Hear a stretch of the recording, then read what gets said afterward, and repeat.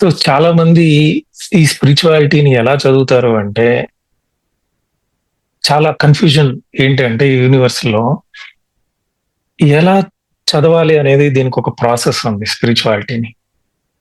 ఎట్లా స్టార్ట్ చేయాలి? దాన్ని ఎలా అర్థం చేసుకోవాలి అనే ప్రాసెస్ ఉంది. ఎందుకు మనకిన్ని శాస్త్రాలు, ఇన్ని వేదాలు, ఇన్ని ఉపనిషత్తులు, ఇన్ని టీచింగ్స్ ఉన్నాయంటే, there is a way to study. ఒక పద్ధతుంది. సో, అన్ని చదివిన తర్వాత మనకొక డాట్స్ కనెక్ట్ అవుతాయి. డాట్స్ కనెక్ట్ అయిన తర్వాత మనకొక క్లారిటీ వస్తుంది. ఏంటి ఆ క్లారిటీ అంటే, నేను ఫస్టు నేను స్టార్ట్ చేసింది ఉపనిషత్స్‌తో. Spiritual knowledge life journey Yogananda Paramahansa first book. అదయిపోయిన తర్వాత నాకు ఈ అనుభవాలు పక్కన పెడదాం.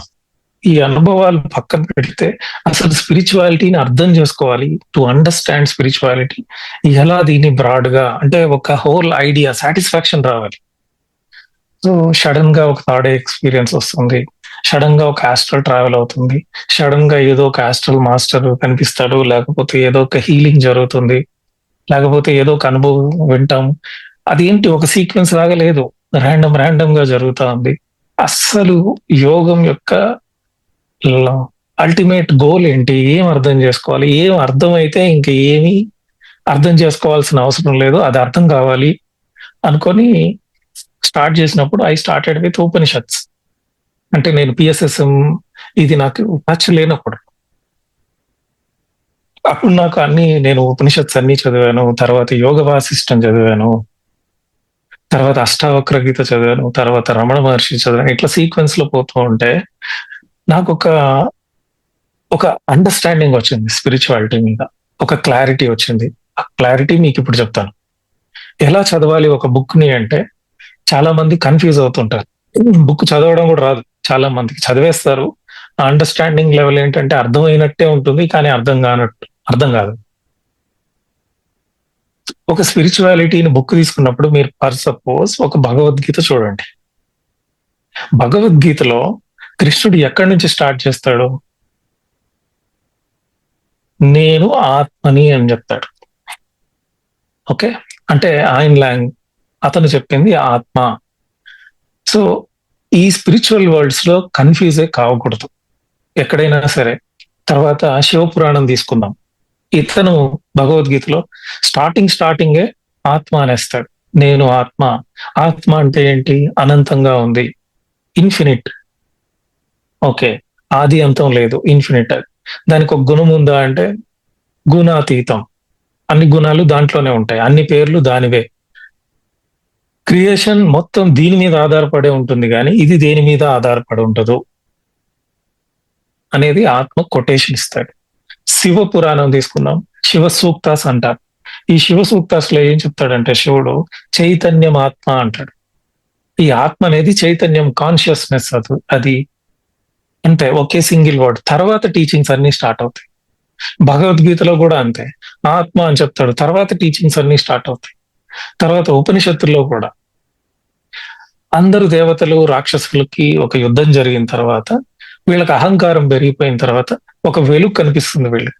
తర్వాత ఇంద్రుడు, వరుణుడు ఒక్కొక్కరు వెళ్ళిన తర్వాత నేను లేకుండా మీరు ఏమీ చేయలేరు. ఓకే. ఒక అగ్ని గాని, ఒక వరుణుడు గాని ఎవరైనా సరే నేను లేకుండా మీరు ఏ పని జరగదు. ఉంటుంది సృష్టి. కానీ ఏ పని చేయలేరు. దాని పేరే చైతన్యము. దాని పేరే ఆత్మ అంటారు. సాంఖ్య యోగంలో కపిల మహర్షి ఏం చెప్తాడు అంటే అప్పటికి సగుణోపాసన ఉండింది. అంటే ఒక దేవుడు అంటే మనకు ఒక ఇమేజ్ వచ్చేసేది. ఒక శివుడు బొమ్మో లేకపోతే ఒక విష్ణువుదో. సో, దేవుడు అనగానే మనం పూజించే ఏదో ఒకటి ఉపాసన చేసే, లేకపోతే పూజ చేసే, లేకపోతే ఏదో ఒకటి మన ఇష్ట దేవతో ఏదో ఒక ఇమేజ్ అయితే ఫార్మ్ అయిపోయింది. దానికి కపిలుడు ఏం చేశాడు అంటే పురుష అని పేరు పెట్టాడు. అంటే జనాలు అంతా దేవుడు అంటే ఒక ఇమేజ్ క్రియేట్ చేస్తున్నారు కాబట్టి సగుణోపాసన నుంచి నిర్గుణోపాసనకి మార్చాలని చెప్పి పురుష, ప్రకృతి అని పేరు పెట్టుకొని మాట్లాడాడు. దాన్ని ఆయన సాంఖ్య యోగ అన్నాడు. ఓకే. అక్కడ ఆయన మాట్లాడిన పురుష కానీ, భగవద్గీతలో మాట్లాడిన కృష్ణుడు ఆత్మ కానీ, శివుడు మాట్లాడే చైతన్యం అనే దాన్ని కానీ, లేకపోతే ఇంగ్లీష్ లో మాట్లాడే ప్యూర్ కాన్షియస్నెస్ అనేది కానీ, లేకపోతే కొన్ని ఋషులు మాట్లాడే అనుభవం ద్వారా మూల చైతన్యం అన్నా కానీ, ఇదంతా ఒక్క వస్తువు గురించే మాట్లాడుతున్నారు. సో దాని క్వాలిటీస్ కరెక్ట్ గా ఎక్స్ప్లెయిన్ చేస్తుంది కృష్ణుడే. అది దేని మీద ఆధారపడదు, అన్నిటికీ అదే ఆధారం.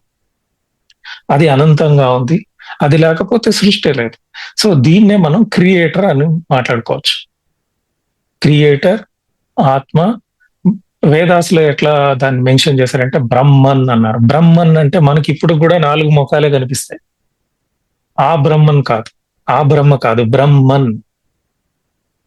ఆ బ్రహ్మన్ కానీ, ఆత్మ కానీ, చైతన్యం కానీ, మూల చైతన్యం కానీ, కాన్షియస్ కానీ, క్రియేటర్ కానీ, మహాపరిశూన్యం కానీ, మహా చైతన్యం కానీ, వీటన్నిటి వర్డింగ్స్ ఒక్కదాని గురించే మాట్లాడుతున్నారు. దాని పేరే క్రియేటర్ అనుకుందాం బ్రాడ్ గా. ఈ క్రియేటర్ అనేది మూల చైతన్యం. చైతన్యం అంటే వైబ్రేషన్. టెస్లా ఏమంటాడు?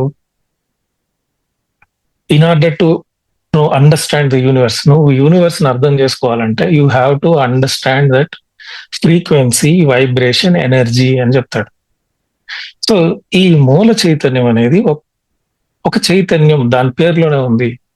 It's a consciousness. సో ఈ కాన్షియస్నెస్ ఏం చేస్తుంది? కపిల మహర్షి దీన్ని నీట్ గా చెప్పాడు.